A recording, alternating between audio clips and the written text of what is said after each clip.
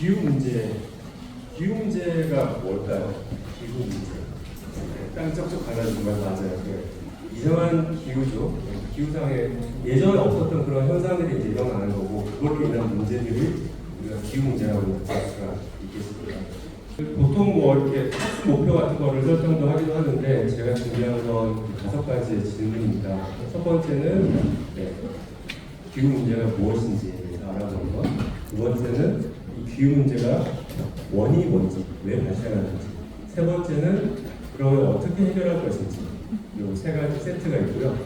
네 번째는 그 중에서 녹색 기술로 해결할 수 있는 것, 여기에 대한 생각을 좀 해볼 수 있게 하고, 5번째는 우리가 할 수 있는 것에 대한 이야기를 해보려고 합니다. 지금 여기 사진 보면 아까 옆에 학생이 이야기했듯이 이상한 땅도 쩍쩍 갈라지고, 여기는 지금 인도 뉴델리 아무나 강의 모습인데, 이게 작년 5월달이에요. 인도의 그 북쪽에서 보면 큰 강이 2개가 흘러 인도양으로 내려가는데, 그 중에서 4대 강 발상지, 그 인더스 강이 파키스탄 쪽으로 해서 인도양으로 하나 내려가고, 한쪽은 동쪽으로 해서 겐지스 강, 긴 강이죠. 겐지스 강, 거기서 사람들이 목욕도 많이 하고 하죠. 신성한 물이라고. 그쪽으로 해서 인도양으로 내려가는 곳이 있는데, 이 야무나 강은 이 겐지스 강의 지류입니다. 그리고 길이는 우리나라 한반도보다 더 깁니다. 1370. 그러니까 여기 강 주변에서 사는 사람들이 상당히 많겠죠. 여기 농사도 짓고 이용하는 사람들이 상당히 많을 텐데, 이렇게 갑자기 다 말라가지고 밀농사도 타격을 보고 했었다는 이야기가 지금 작년에 있었던 것이죠. 그래서 나무들을 심으면 홍수의 피해를 조금 줄일 수가 있습니다. 필리핀에서 하고 있는 활동의 모습이고요. 여기는 아까 보셨던 그 투발루, 해발 2m 정도밖에 안 되는 그 섬나라, 거기에 쪽 지금 녹색 부분, 사람들이 살 수 있는 그런 지역을 만들어서 대응해보자라는 이런 노력들이 기획되고 있습니다. 이미 있는 문제를 최소화하자, 이것도 전문 용어인데요. 이거를 적응이라고 표현을 합니다.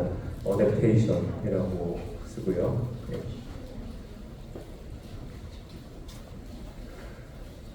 다 같이 노력하는 거.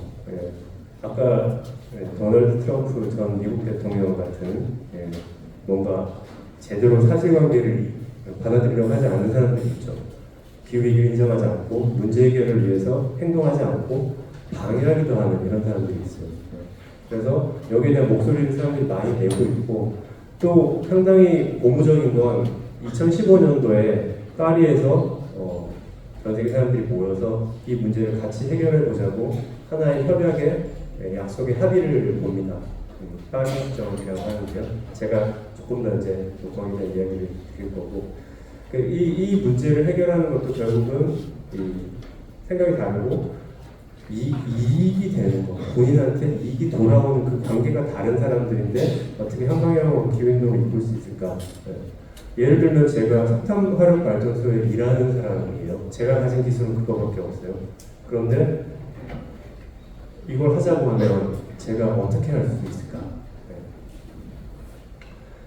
그런 것도 이제 공정한 전환, 정의로운 전환이라고 해서, 아무래도 석탄 화력 발전소는 계속 우리가 이렇게 운영하다가는 미래에서 피해를 주니까 이런 사람들을 대상으로 재생에너지, 신에너지에 대한 교육을 시켜서 이쪽을 아예 전환을 시키는, 그래서 그런 걸 정의로운 전환이라고 표현을 하는데, 그런 움직임도 있습니다. 그런 걸 할 수도 있겠죠. 자, 이 3가지의 노력, 제가 방금 파리 협정 이야기를 드렸는데, 이 하나의 좋은 사례를 제가 조금 설명을 드릴 겁니다. 유엔 기변 협약, 감축, 적응, 다음에 행동하는 이런 내용인데요. 이 회의는 1년에도 몇 개씩 있어요. 그리고 이 회의에 가서 저도 가봤는데 어떤 문구를 하나 바꾸는데 1년, 2년, 3년이 걸릴 때도 있어요. 단어 하나 때문에 모든 나라 사람들이 서로 자기들끼리 그룹 만들어서 막 싸워요. 자기들한테 유리한 말을 넣으려고 5년, 6년 걸리기도 하고. 뭐 198개 회원국이 모여가지고 서로 이야기를 나누니 여기서 의견을 만드는 게 쉽지는 않겠죠. 하지만 그럼에도 불구하고 이 유엔 기변 협약, UNFCC가 한 핵심 세 가지의 잘한 부분을 들으라고 하면 첫 번째는 일단 UNFCC가 하나 만들어졌다는 겁니다. 합의가 됐다는 거예요. 전 세계에 있는 나라 사람들이 이거 문제 같이 해결해 보자라고 해서 합의를 봤다는 건 사실 하나하고, 두 번째는 일본 교토에 모여서 의정서에 대한 합의를 했습니다. 교토에 가시면 교토 그 관광지가 워낙 유명하니까 교토의 그 북쪽에 가면 거기 그 인터내셔널 그 컨벤션 센터가 있어요. 거기 지하철역 북철 거기 내리면 자기들이 교토 체제 의정서 합의했던 그 사진들이 막 그쪽에 이렇게 해놨어요. 그쪽에서. 네. 이 교토 의정서는 어떤 거냐면 선진국들이 우리가 감축 목표 설정해서 우리 이거 달성해보자 약속해서 시도를 했었던 거예요. 실패합니다. 이거 시작도 하기 전에 미국이 탈퇴해버리고 거의 끝물에 가서 캐나다 탈퇴해버리고 캐나다가 미국을 잘 따라하거든요. 그리고 나서 1차 시기가 끝났을 때 일본이 그리고 러시아가 못하겠다고 빠져버려요. 네. 자기 나라에서 불러서 했음에도 불구하고 일본이 그냥 빠져버리고 이렇게 돼서 유럽 국가들만 조금 열심히 하다가 이제 끝나버린 절반의 성공이었고, 제일 중요한 거는 파리 협정 합의인데요. 2015년 파리에서 이제는 선진국뿐만 아니라 개도국도 모두 다 같이 감축 목표를 세우고 이걸 달성하자라고 해서 시작된 게 파리 협정 합의 신규 체제 시작입니다. 그래서 21년부터 이게 이행이 되고 있고요.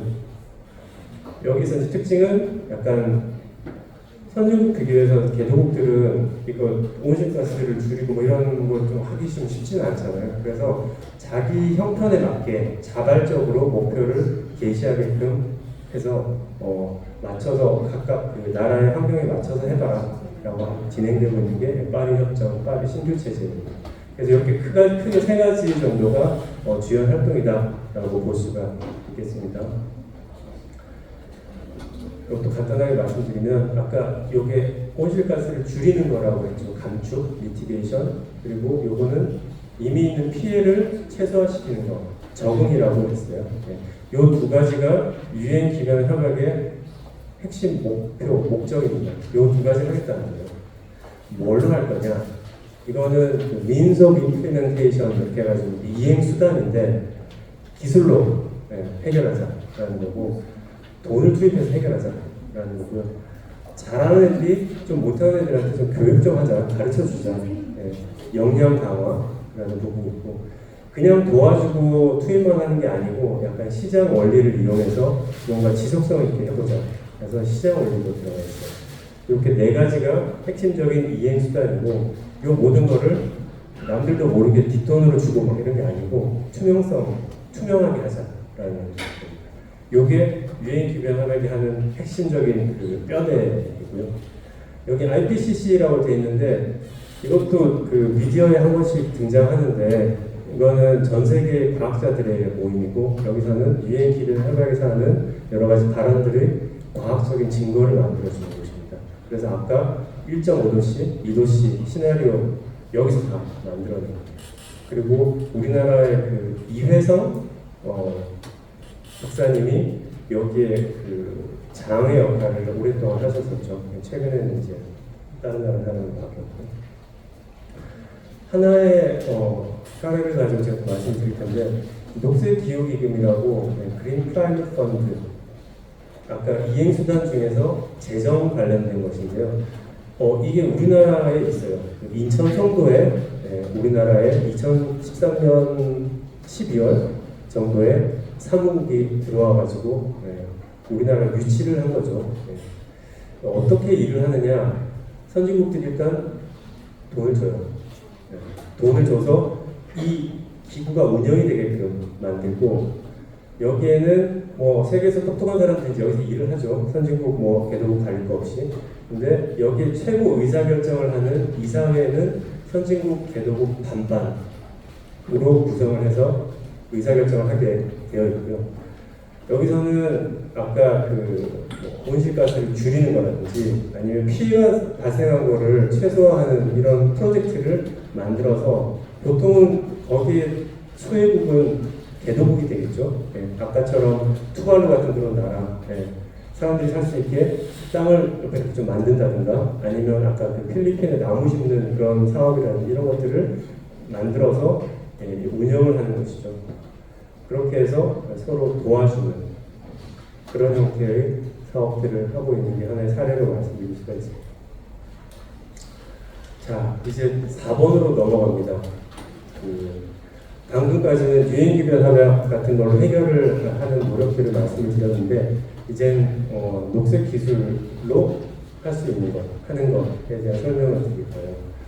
유엔에서는 이렇게 이야기합니다.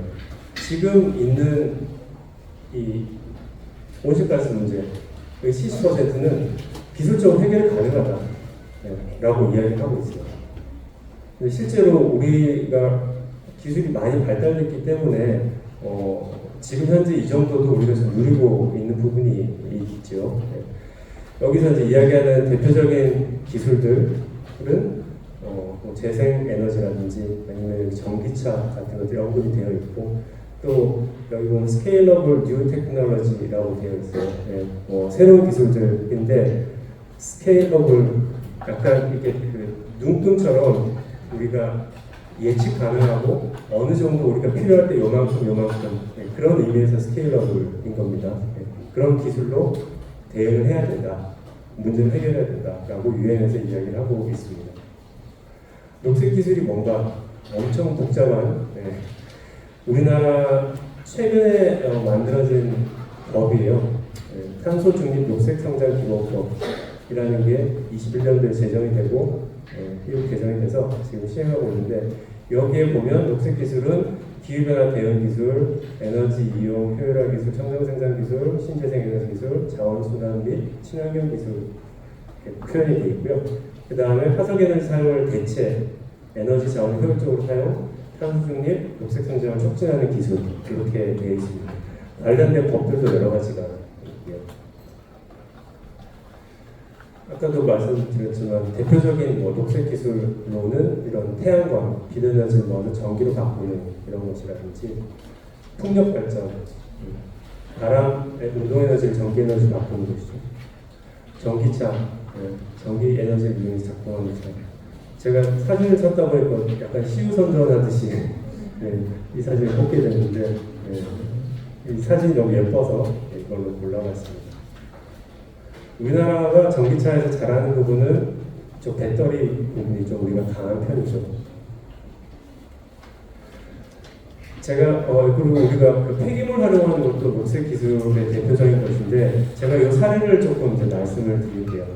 여기 사진에 보면 이제 여기가 서울에 있는 마포구에 있는 난지 생태공원, 난지공원인데 여기가 난지도잖아요. 원래는 섬이었다고 합니다. 그래서 물이 이렇게 좀 흐르고 1960년대는 신혼여행도 갔었던 곳이래요.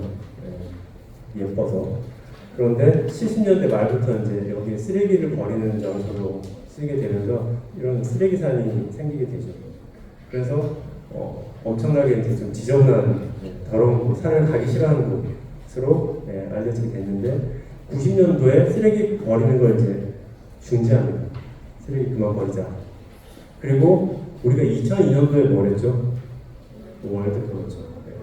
여기 상암 월드컵 경기장 지어야 되는데 쓰레기장인데 놔두면 안 되잖아요. 그래서 어떻게 할까 하다가 친환경적으로 바꿔보자라고 해서 이렇던 모습이 이제 이렇게 바뀌는데 공원을 2개 만들고 여기 보면 이 위에다가 흙을 덮어요. 흙을 덮고 여기 쓰레기들이 있으니까 그 이상한 물들이 또 흘러내릴 거 아니에요. 그래서 여기 벽으로 다 막고 이 더러운 물들을 하나로 모아서 처리하는 처리장을 하나 만들었고요. 그 다음에 쓰레기들을 가만히 놔두면 거기서 이제 가스들이 생기죠. 유해한 가스들이. 그래서 그 가스들을 다 모아서 이쪽으로 다 모아가지고 열을 만드는데 이 열을 이 주변에 이제 난방으로 사용을 합니다. 지역 난방으로. 그래서 잘 활용을 하는 것이죠. 그리고 그럼 기존에 쓰레기 버렸던 이거는 기능은 어떻게 하냐? 여기 마포 자원회수시설이라고 있어서 하루에 한 750톤 정도가 여기서 쓰레기를 가져가요. 하루에 750톤. 양 많죠? 750톤. 그거를 여기서 다 태우는데 이런 시설이죠. 여기서 다 태우고 여기서 나오는 열 에너지도 지역 난방으로 활용합니다. 그래서 통계 자료를 보면 이제 2002년부터 2013년까지 한 11년 정도죠. 11년, 12년 보면 한 82억 정도 경제적 이익을 봤다고 합니다. 이 시절 가지고. 그러니까 지금 우리가 23년이니까 적어도 그 정도 더, 한 2배 정도 경제적 이득을 보는 것이죠. 그래서 결국은 환경도 보존하고 경제 효과도 있고 사회 문화적인 효과, 공원도 예쁘게 되어 있으니까 이런 거를 이제 누릴 수가 있는 것이죠.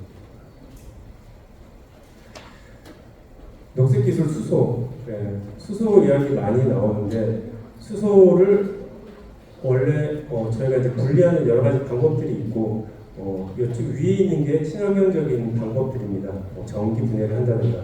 근데 지금은 저희가 솔직히 여기 그 석탄 화력 발전, 천연가스 뭐 이런 데서 이제 무생가스를 분리하는 이런 방식을 많이 쓰거든요.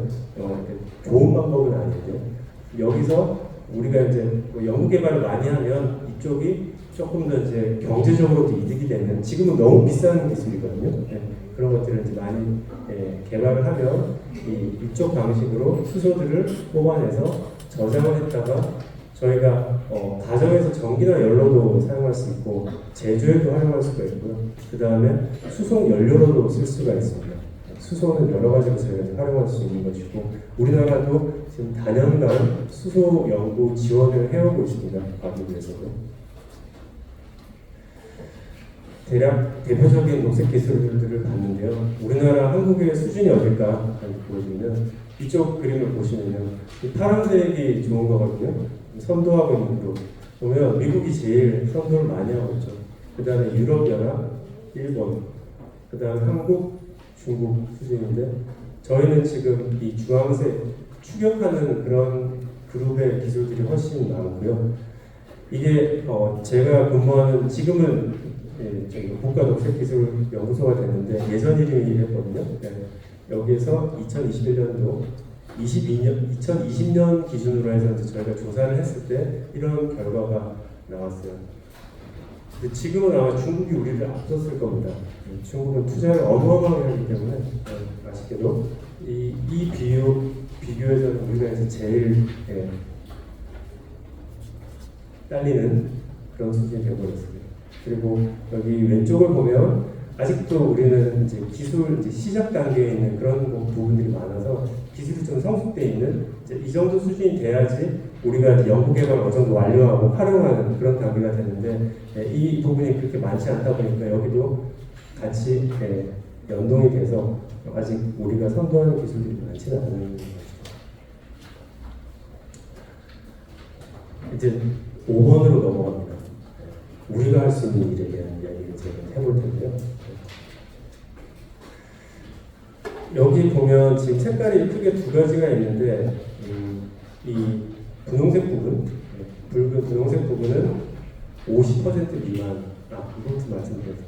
기후 이 변화, 이 문제를 우리가 해결할 수 있을까 했을 때 낙관적으로 보는 사람들, 그렇지 않은 사람들을 표시를 해놨어요. 일본의 프린터 만드는 회사죠. 앱슨에서 21년도, 22년도에 설문조사를 했는데 보니까 대부분의 선진국들은 되게 부정적이에요. 50% 미만은 해결 잘 안 될 것 같아요 라고 답을 하는데 개도국들은 이쪽 라임 녹색 부분 이쪽은 50% 넘겨서 다들 해결 잘 될 거야 라고 생각을 하는 경향이 많습니다. 우리나라 여기 보면 33.2% 정도, 여기 옆에 일본은 10.4%밖에 안 되고요. 미국은 39.4 정도. 그런데 이쪽 다른 데는 다 50%가 나오고요.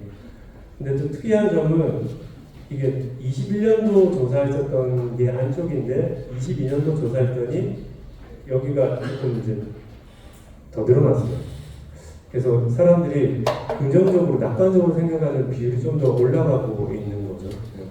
하나의 이제 현상으로 우리가 보면 될 것 같고요. 영국에 있는 어떤 교수님이 이제 이런 이야기를 합니다.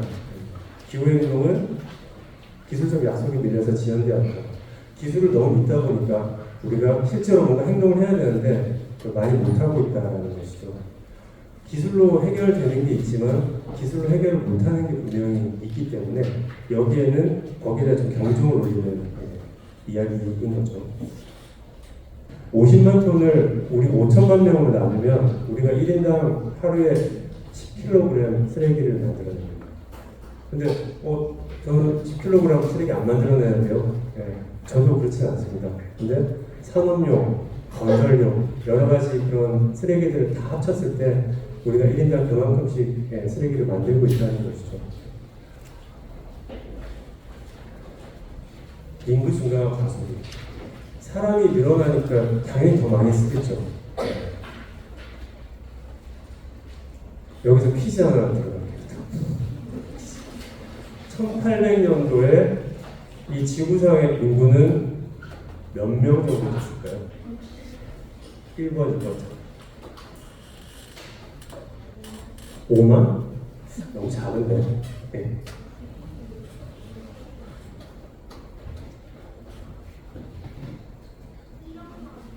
1억 만 명? 1억 만 명? 아니야. 저 뒤에 학생. 71억? 그건 너무 많고요. 여기 파란색? 60만 명 아니면 제가 일단 2명만 더 들어볼게요. 자, 30억? 30억 아니고요. 아까 받았으니까 10억 정답.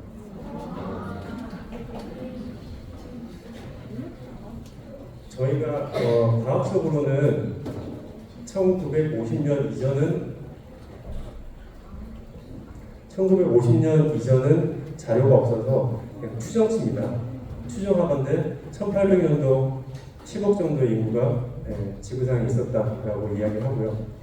그런데 이 10억의 인구가 20억이 되는 시점은 1930년, 1930년에 20억이 되는데 20억에 30억이 되는 시간 덜 걸렸겠죠. 30년 걸려서 1960년에 이제 30억이 돼요. 30억이 40억 되는 건 덜 걸렸겠죠, 시간이. 15년 있다가 40억이 됩니다. 그래서 1975년에 40억이 되는데 그리고 나서는 12년 단위로 10억씩 계속 올라가요. 87년 50억, 99년 60억, 2011년 70억, 2023년 80억. 근데 심지어 80억 되는 건 올해가 아니라 작년에 이미 됐어요. 11년 지금 걸린 거죠.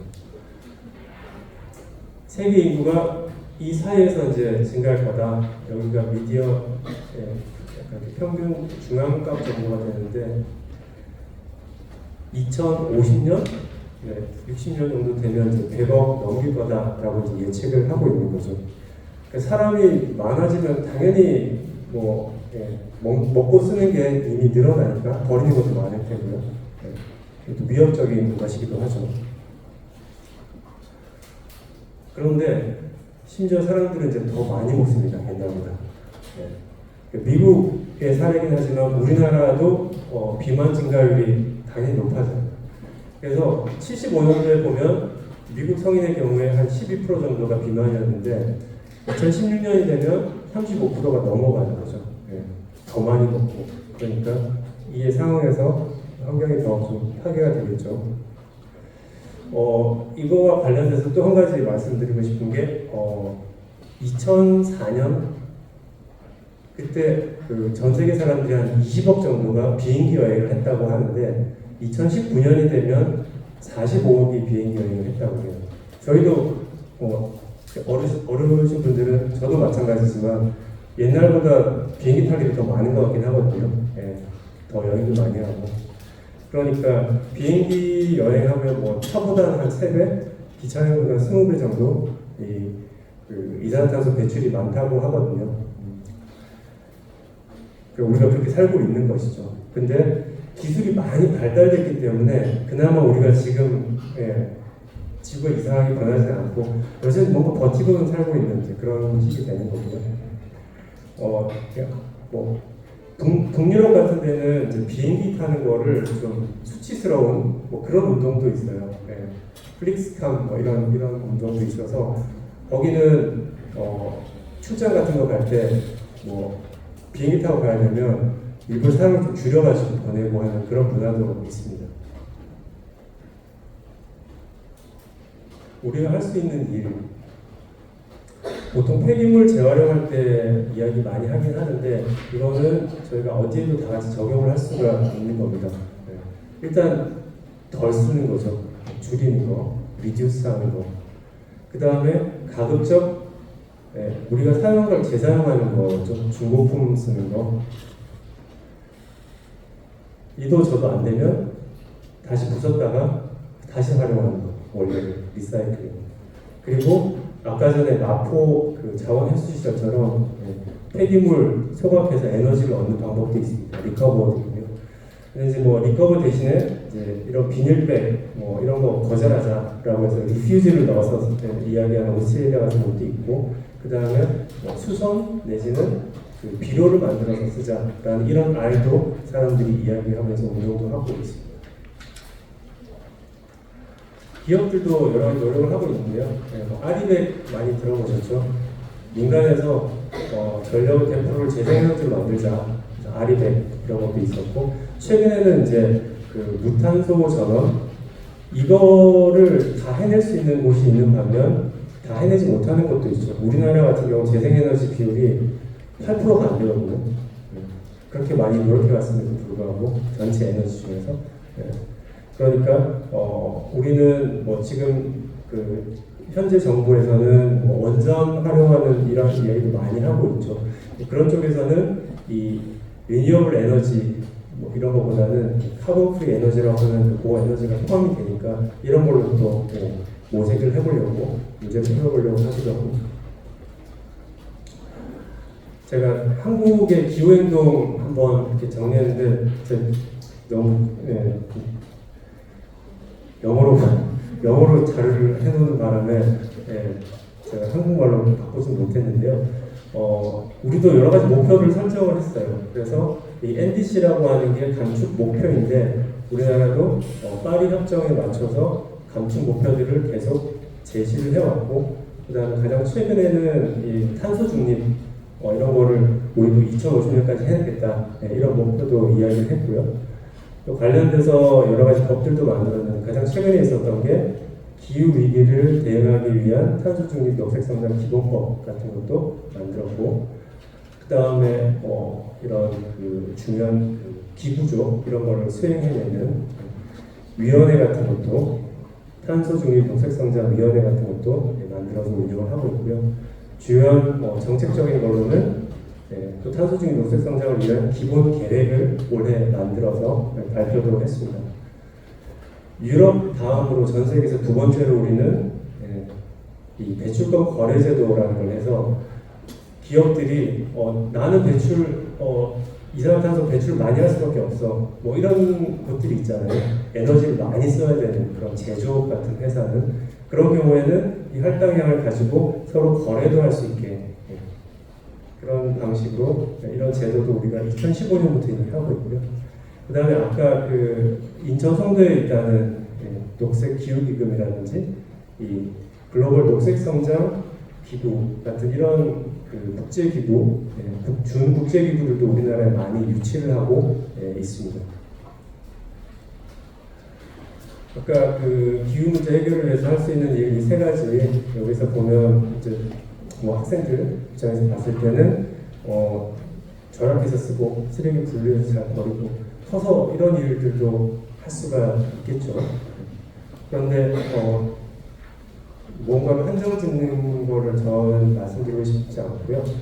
지금 이야기 드렸던 여러 가지 문제들 그리고 이 문제를 해결하기 위해서 전 세계적으로 노력하고 있는 이런 모습들을 보면서 이제 우리 각자가 할 수 있는 일을 고민해 보면 좋을 것 같습니다. 하나의 사례도 유럽연합 이야기를 드리고 싶은데, 여기 보면 이 그래프의 맨 왼쪽에 가장 진한 그래프가 이 유럽연합이거든요. 이게 지금 재생에너지의 비율이 어떻게 연도별로 바뀌고 있나.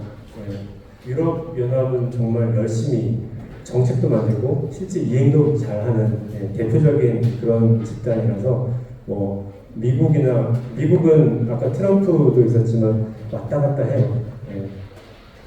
그런 경우도 있고, 그런데 유럽은 정책도 잘 만들고 이행도 잘 하고 있고, 심지어 이제 최근에는 감축 목표를 또 올리려고 준비도 하고 있는 중입니다.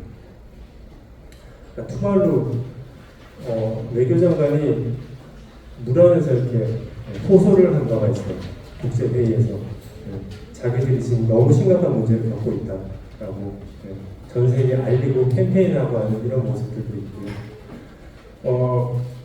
근데 아마 지금 같은 상태로 가게 되면 여기는 2100년 정도 되면 다 나라가 없어질 거라고 보고 있고, 그래서 메타버스에서 존재하는 디지털 국가로 만들어 정체성을 좀 유지하게 하겠다라는 이런 이야기도 나오고 있습니다.